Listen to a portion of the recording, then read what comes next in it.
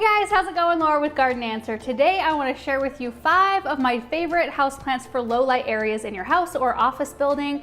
Huge thank you to Espoma for partnering with us on this video, so let's just get right into the list. The first one is a peace lily, and I love this plant because not many plants that tolerate low light areas will bloom, but this one does.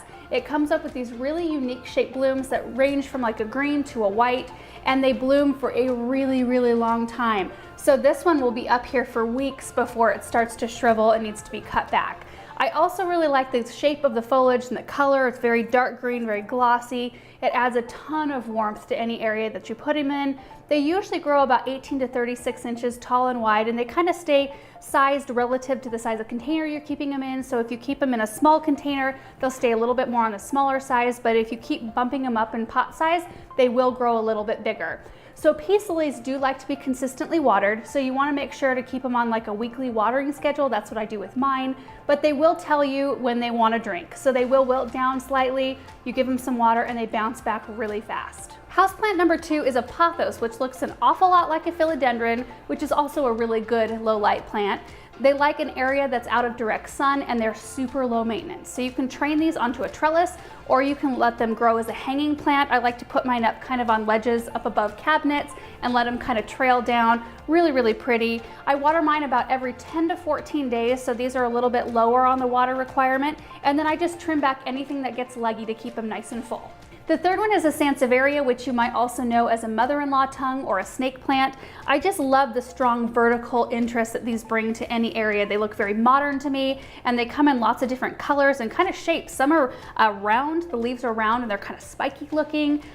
Some are heavily variegated like this one. This one's got yellow margins, and then it's got dark and light green in the leaves. And some of the backside of the leaves even have this silverish color. So I think that they're just super interesting. And they're very low maintenance in terms of water.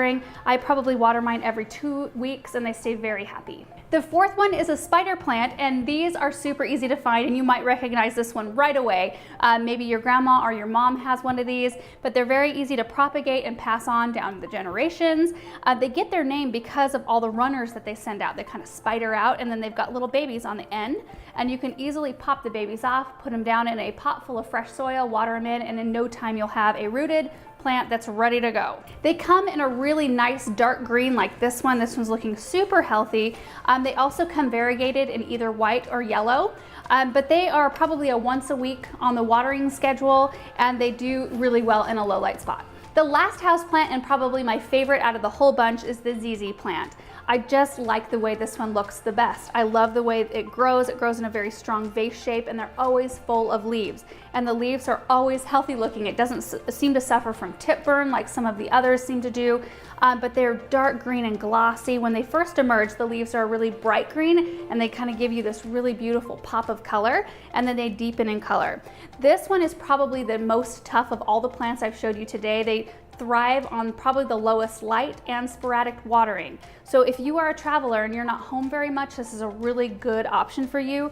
These also do really well under fluorescent lighting. So if you're in an office situation, these also will grow really well. Zizi plants are really slow growers, so they don't need to be divided or repotted very often, which makes them even more low maintenance, but you can expect them to grow about 16 to 28 inches tall and wide. So those are my top 5 houseplants for low light areas in your home or your office.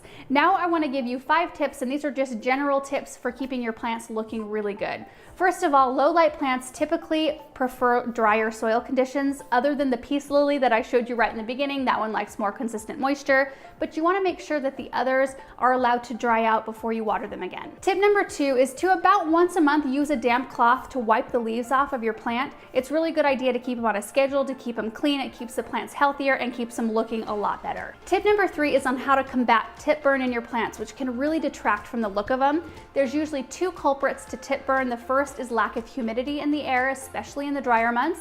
So to combat that, all you need to do is grab a spray bottle, spray the area around your plant, and that will really help. The other thing is to water with either distilled water, rain barrel water, or water that's gone through a reverse osmosis system rather than tap. Tap water usually has a little bit too many minerals and salts, which can eventually accumulate in the leaves and cause burn.